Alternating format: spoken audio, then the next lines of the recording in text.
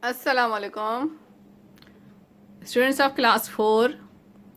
It is my lecture number 15, and in the previous lecture 14 we have started the chapter clothes and fiber. That is chapter number 3, clothes and fibers. In that chapter class we have discussed the warm-up activity. I gave you the warm-up activity. In this activity you have to only write the tick mark, not write, you have only tick mark the things which are made by cloth. Right class, आपको सिर्फ वो चीजें tick mark करनी थी इस पूरे diagram में जो कि क्लॉथ से बनी हुई है, क्लॉथ की बनी हुई है. So hopefully I think you have done it class. Now it's my lecture number 15. We will proceed in this chapter. Okay, so in this lecture we will repeat about the definition of fibres and fabric. ठीक है, इसका जो है last time हमने इसका introduction किया था, दोबारा इसको रिपीट करेंगे क्लास. ठीक है ना, लास्ट लेक्चर में मैंने आपको होमवर्क नहीं दिया था, तो इस लेक्चर में आपको होमवर्क भी मिलेगा. ठीक है, चेकिंग की वजह से होमवर्क नहीं मिला था लास्ट टाइम आपको, तो इस दफ़ा आपको होमवर्क भी मिलेगा क्लास. ठीक है, तो जो है now in this lecture we will study about the fibres and fabric.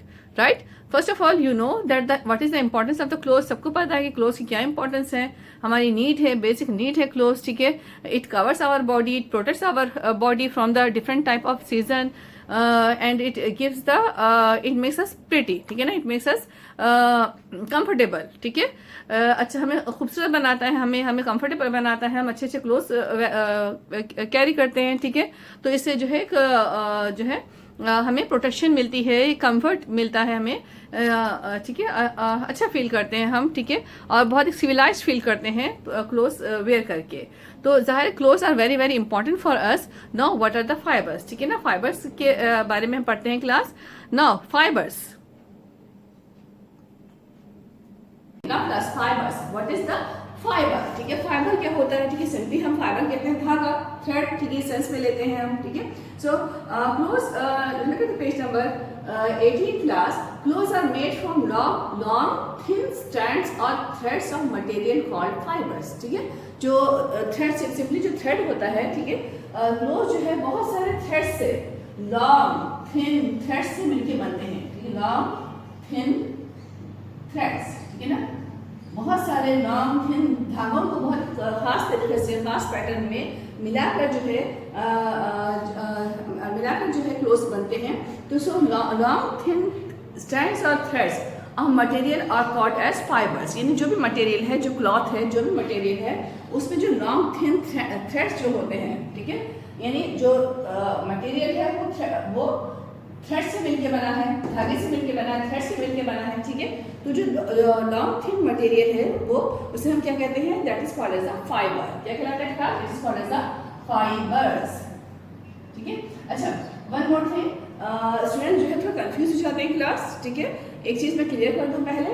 Fibre और रफ एज हमने चैप्टर नंबर 2 में पढ़ा था, चैप्टर 2 में. ठीक है, फाइबर और रफ एज. ठीक है ना. अच्छा देखिए, इंग्लिश में क्या होता है, बात वर्ड्स के मल्टीपल मीनिंग्स होते हैं. ठीक है, तो यहाँ पे फाइबर की मीनिंग में, फाइबर या रफेज की मीनिंग में आएगा तो यहाँ पे हम फूड कंपोनेंट के तौर पे लेंगे इसको.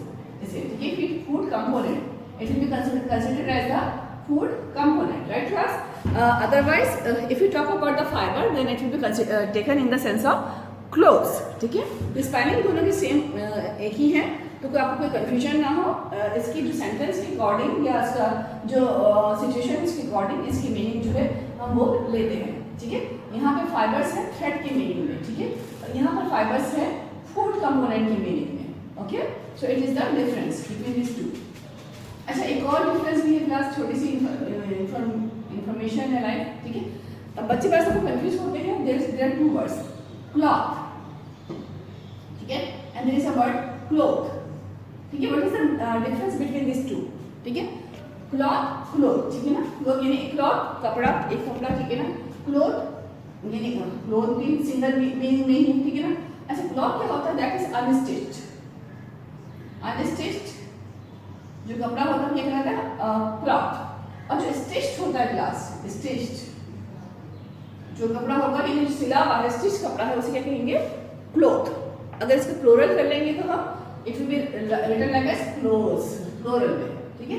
अब क्लॉथ जो है ये आपके पास अनस्टिच्ड क्लॉथ, ठीक है ना। अनस्टिच्ड जो चीज़ होगी हम क्लॉथ होंगी, जैसे लाइक हम मार्केट से स्टिचिंग के लिए जो कपड़ा ले रहे होते हैं फॉर एग्जाम्पल, ठीक है, उसको हम कटिंग करवाते हैं तो वो क्या होता है, क्लॉथ होता है वो, ठीक है, क्लॉथ। और जो हम उसको टेलर से स्टिच करवा लेते हैं तो उससे क्या कहेंगे हम, क्लोथ्स, क्लोथ, क्लोथ। अगर एक है टेलर से लिया हुआ चीज़ हमारे पास तो वो क्लोथ हो जाएगा, एक से ज़्यादा है तो सूट है तो क्लोथ हो जाएगा, right class. So that is the difference between this to.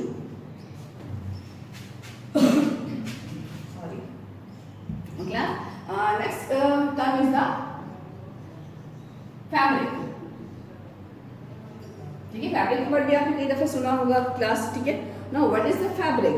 The fibers are put together by various processes to make broad spreads of clothes or fabrics, ठीक है। बहुत सारे जो फाइबर्स होते हैं, जो थ्रेड्स होते हैं, इनको एक खास तरीके से, ठीक है, मिक्सअप किया जाता है, एक खास तरीके से जो है इनको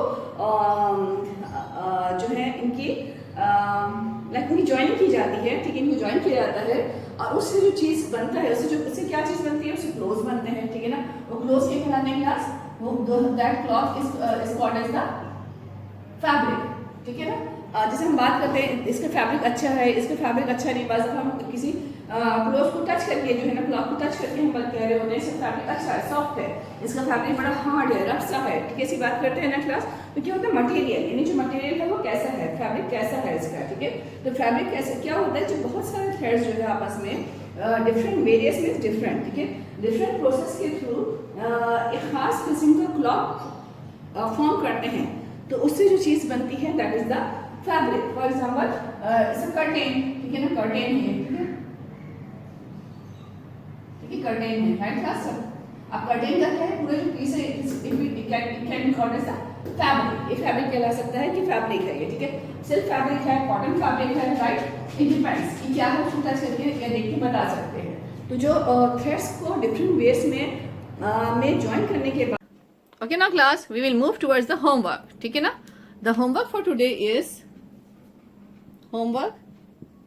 is the question is what are fibers?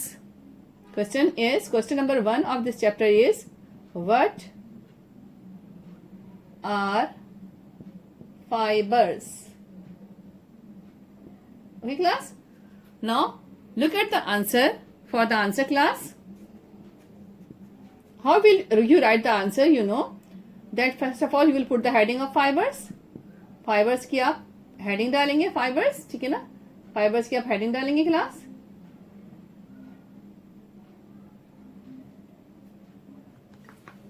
I am trying not to write in the joining writing, ठीक है। What are fibers? Fibers की हम heading डालेंगे class. Now look at the page number 18 class, ठीक है।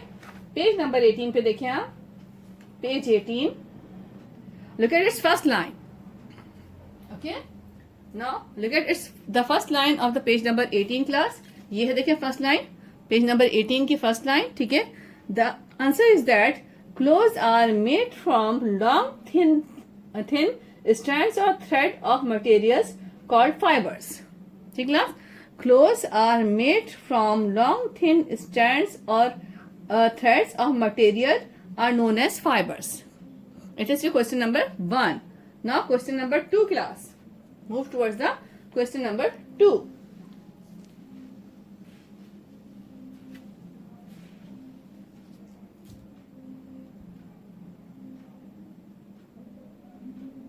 Define question 2. Question 2. Define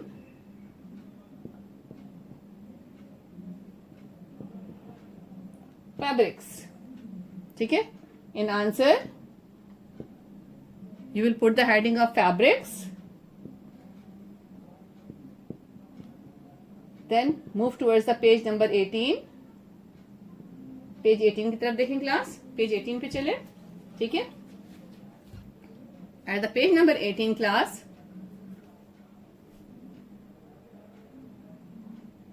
you can see the definition here class, page number 18 पे these fibers लिखा है ना क्लास, इसको कर लेंगे आप the fibers। the fibers are put together by various processes to make broad spread clothes or fabrics। ठीक है, ब्रॉड, ठीक है, to make broad spreads of cloth और फैब्रिक, ठीक है। अगेन रिपीटिंग दीज को आप दा कर लेंगे। द फाइबर्स, यानी जो फाइबर्स बनते हैं, the fibres are put together by various processes to make broad spreads of cloth और फैब्रिक्स, ठीक क्लास। तो ये फैब्रिक्स की डेफिनेशन है, ठीक है। अगेन रिपीटिंग दीज को हटा के दा कर लेगा। The fibres are put together by various processes to make broad spreads of clothes और फैब्रिक्स, ठीक है। तो that is the definition of fabric, ठीक है क्लास। तो ये है आपके पास फाइबर्स और फैब्रिक की डेफिनेशन है, ठीक है। तो आपने ये डेफिनेशन लिखनी है और जो है इसको क्वेश्चन नंबर 1 और क्वेश्चन नंबर 2 करके क्वेश्चन नंबर जरूर आज में डालना है अपने क्लास। आपको ये होमवर्क है, ठीक है। It is the homework for today. तो क्लास होपफुली आपको लेक्चर आज के समझ में आ गया होगा, कोई ऐसी डिफिकल्टी नहीं है, बहुत इजी इंटरेस्टिंग टॉपिक है, ठीक है। इसमें से कुछ पॉइंट्स मैंने दोबारा रिपीट किए हैं ताकि जो है इसको एक थोड़ा रिकॉल हो जाए और साथ में आपका होमवर्क भी कवर हो जाए। तो right class, so these are the question number 1 and question number 2 related to today lecture, okay. Please do it on time. If you have any difficulty then you can ask with me और you can tell me. कोई problem है आपको, ठीक है, किसी किस्म की कोई इशू है तो आप जो है मुझे इन्फॉर्म कर सकते हैं। और चेकिंग के लिए कॉपीज प्लीज सेंड करें, ठीक है। You know that the checking have the marks, तो चेकिंग के लिए कॉपीज प्लीज सेंड करें, okay. Thank you, Allah Hafiz.